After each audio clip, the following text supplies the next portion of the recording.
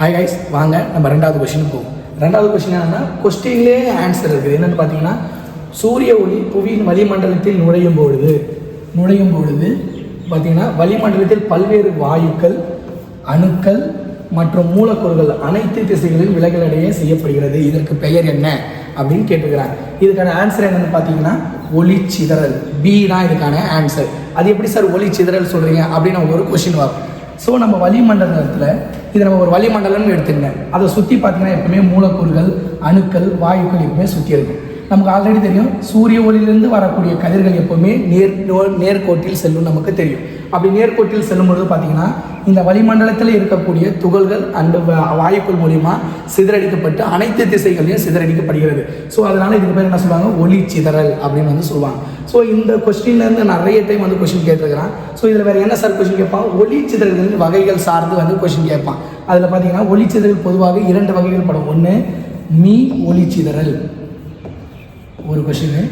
ரெண்டாவது பார்த்தீங்கன்னா மீட்சியற்ற ஒளிச்சிதறல் அப்படின்னு சொல்லுவாங்க.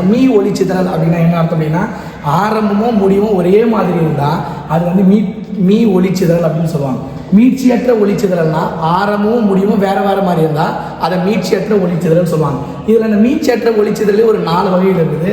நம்பர் 1 எதுன்னு பார்த்தீங்கன்னா ராலே ஒளிச்சிதறல் 1.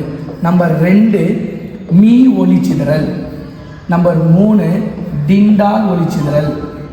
நம்பர் 4 ராமன் ஒளிச்சிதறல் அப்படின்னு சொல்லக்கூடிய 4 ஒளிச்சிதறல்கள் இருக்குது.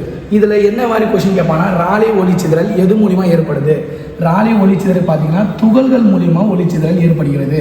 அடுத்தது மீ ஒளிச்சிதறல் என்றது வாயுக்கள் மற்றும் அணுக்கள், அதே போல் மூலக்கூறுகள் மூலிமா என்ன பண்ணோம், நமக்கு ஒளிச்சிதறல் ஏற்படும்.